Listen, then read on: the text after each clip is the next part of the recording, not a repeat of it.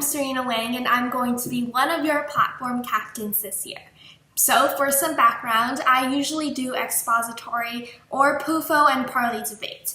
And what I've learned is that your speech skills will definitely help you become a stronger debater. So if anything, definitely do a speech event and learn this foundation in public speaking. Now, I'm extremely excited for what the new school year has in store for us. You probably know a little bit about the program, but speech and debate is definitely more than just an extracurricular.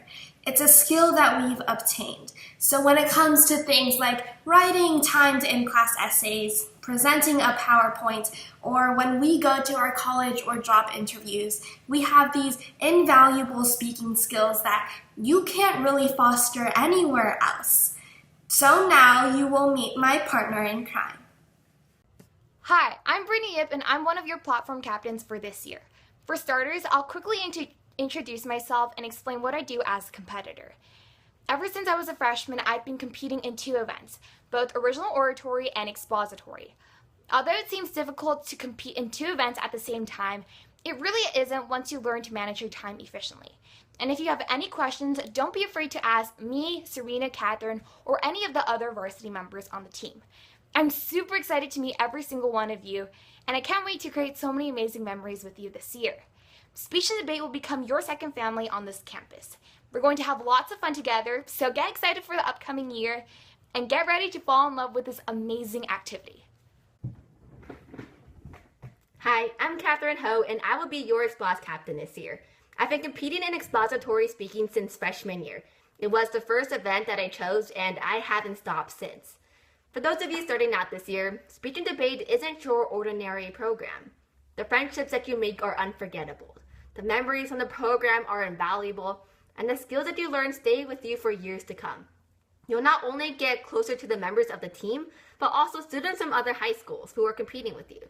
The three of us are going to work extremely hard to help you be the best that you can be. And we hope that you are excited for this year just as much as we are. And now, we'll introduce the three events. Original oratory was the first event I picked up, and I've stuck with it ever since. Original oratory is a persuasive speech where the speaker addresses a problem in society. So, for example, my sophomore year oratory was on impatience. The speaker then addresses the causes or effects of the problem and offers a solution to fix this problem in society. It's a very straightforward event, and it's very easy to learn, which is why many people choose to compete in it. The skills you learn from oratory feed not only into other speech and debate events, but life in general. That being said, take a look at the next video, which is my sophomore year oratory.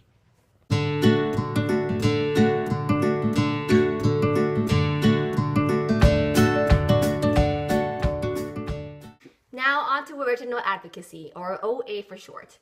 It's very similar to oratory because they both present a problem in society, tell why it matters or happens, and discuss a solution for it. The main difference is that you create your own legislative solution. It seems like a very serious event, but many competitors often weave in humor to brighten up the speech. And you definitely learn a lot more about law and the government, information that becomes valuable in the future. Choosing OA will really hone your public speaking skills, add to your knowledge, and greatly improve your writing. So I was an Expos captain last year, and this year you will be in great hands with Catherine, your current Expos captain. But Expos, or on a national level it is called informative speaking, is a very different event because you get to use visual aids. Now, visual aids usually include posters, but definitely be creative and think outside the box. And on these posters, we have things popping out, flying left and right, and sticking onto the board magically. And I won't tell you how we make them yet, but definitely join the Expos team to find out. So the next video will be of my Expos from last year, and it was in the final round at Nationals. And when you're watching, I just want you guys to remember that 3 years ago, I was in your shoes, not really knowing what I wanted to do or whether I could even speak in front of an audience that big. And then here I am now. Ever since I was a little girl, my mom has always asked me a very important question. Serena, what do you want to be when you grow up? And even though I was 5 and barely potty trained, I knew that I wanted to do something meaningful. Something that saved lives. Sorry, Mom, it wasn't a doctor or a lawyer. No, I wanted to be a superhero. I mean, I had the whole thing planned out. My name would be Super Serena, and I could change my veggies into candy. But now that I'm 17, I might need a little more mature of a superpower, so I read a couple comic books. And I realized that superheroes were so much more than just their superpowers. Rather, they take their powers and abilities to help others and build a better community. So first, let's put on our capes as we fly through the history of superheroes. Then, let's squeeze into our unitards and tights as we expose the positive and negative influence of these iconic figures. Before finally, taking on our secret identity as we discover our own superpower. Art reflects history, especially if current times calls for something a little more positive to look up to. During the Great Depression, this came in the form of the first superhero. Jewish immigrants Jerry Siegel and Joe Shuster took their comic book reading dreams and created, it's a bird, it's a plane, no, it's just Superman.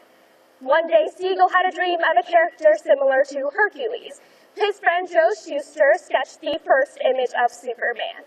And being a devoted bodybuilder, he depicted him as a defined, muscular man, dressed in the typical bodybuilding attire, a unitard and tights, thus creating the archetypical superhero costume. Siegel's father had actually died in a robbery, so Superman was a part of his fantasy to create someone who could have prevented fatalities like these with superpowers of speed, strength, and invulnerability. At first, the idea of Superman was actually rejected for 5 years, until DC Comics put him on the cover of Action Comics #1. Almost 1 million copies sold out, making him a national icon. By 1940, he had radio shows, action figures, dolls, and even a balloon in the Macy's Thanksgiving Parade. Although a fictional character, he was in the hearts of many, for he had come to America striving for that American dream, much like thousands of immigrants. And while I was inspired by his courage and strength, I didn't think his superpowers were the ones for me. I mean, I can barely run a mile or do a pull-up, so I moved on to the next most popular superhero, Batman. Created by Bob Kane, Batman was different. He had no superpowers. Rather, he mastered every form of martial arts in order to fight crime on the streets of Gotham City. The reason Batman was so appealing to his audience was the fact that any one of us could have been him with the right resources. In fact, Lenny Robinson, at the age of 51, does just that. He becomes a real-life Batman. Driving around in his Batmobile, he visits kids at hospitals, encouraging them to continue fighting their battles. And while driving in a Batmobile sounds pretty awesome, I had to retake my driver's permit 3 times. I mean, I wasn't even at the driving part yet, so I didn't think I should be speeding around and fighting crime. But while these heroes represented motivation and inspiration, there weren't entirely positive influences. During times of war, comics would depict villains and adversaries with stereotypical or discriminatory features. For example, during World War II, following the bombing of Pearl Harbor, Japanese people were illustrated as yellow monkeys, resembling primitive apes with extremely squinted eyes. Furthermore, there were no superheroes of color until 1969. Stan Lee created the Black Panther. but almost 40 years after the rise of superheroes. Comics not only discriminated on race, but also on gender. Females were always depicted as subordinates to men. We were the sidekick, the chick who always had to be saved. Lois Lane was needing of a rescue in almost every issue of Superman. But the biggest problem was that these thousands of people reading comics were perpetuating this discriminatory mindset from the comic book world into their daily lives. Fortunately, as these comics reflected societal mindsets, barriers between gender and race were gradually falling. Stan Lee had created the X-Men during the Civil Rights Movement. The X-Men is a diverse group of mutants who had come together under the arm of Professor X. However, the main conflict occurs as humans were prejudiced against the mutants for being different. In fact, Stan Lee creates the X-Men to parallel the strong prejudice against African Americans prior to the Civil Rights Movement. He compares Professor X to Martin Luther King as a man trying to unite the people, and Magneto to Malcolm X as a character more vigilant in the fight for respect. And as these racial barriers were falling, gender discrimination was also decreasing. Females were developing their voices inside and out this fantastical world. Wonder Woman was the first feminist icon who didn't need a man by her side. Rather, she fought crime with her bulletproof bracelet and a magic lasso that forces people to say the truth. While many people scorned her costume as objectifying women, she was proving to young girls like us that we could not only look sexy and dashing, but kick butt at the same time. And all of these superheroes, much like Wonder Woman, had a similar attribute. They used their powers and abilities to help others and build a better community. I realized that I didn't need a mask or cape or a superpower to be a superhero. Because as a normal human being, I already have the power in my hands to help others. Anthony Sadler, Spencer Stone, and Alex Scarlatos use their power of invulnerability as they prevent a terrorist attack in Paris in August of 2015. These 3 American men, completely unarmed, stripped multiple weapons away from the terrorist, preventing a complete massacre. They risked their lives for the safety of strangers. Superheroes. Keisha Thomas uses her power of super strength as she protects a racist man from getting hurt.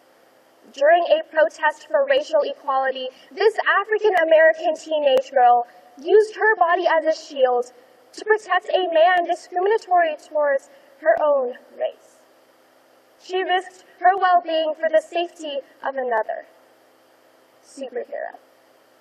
Doc Henley uses his power to control water as he provides clean and safe drinking water to kids in Kenya, Ethiopia, and Peru. He uses his abilities to provide the basic necessities for others. Superhero. Narayan Krishnan uses his power to control fire as he cooks for mentally disabled and destitute people. After witnessing a man eat his own human waste out of hunger, Krishnan immediately quit his job as a chef and founded the Akshnaya Trust, which feeds mentally disabled people. Superhero. All of these normal human beings are much like our comic book superheroes, in which they take their powers and abilities to change the lives of other people. No mask, no cape, no power of super strength. Every one of us has the same ability as well. We can do it with simple actions such as saying hi to someone in the hall, giving someone a hug, or standing up for that kid being bullied. So, as Super Serena, I decided that I would embrace a power that I already have. My voice. But don't worry, Mom, it's not my singing voice. Now it's your turn to find your superpower.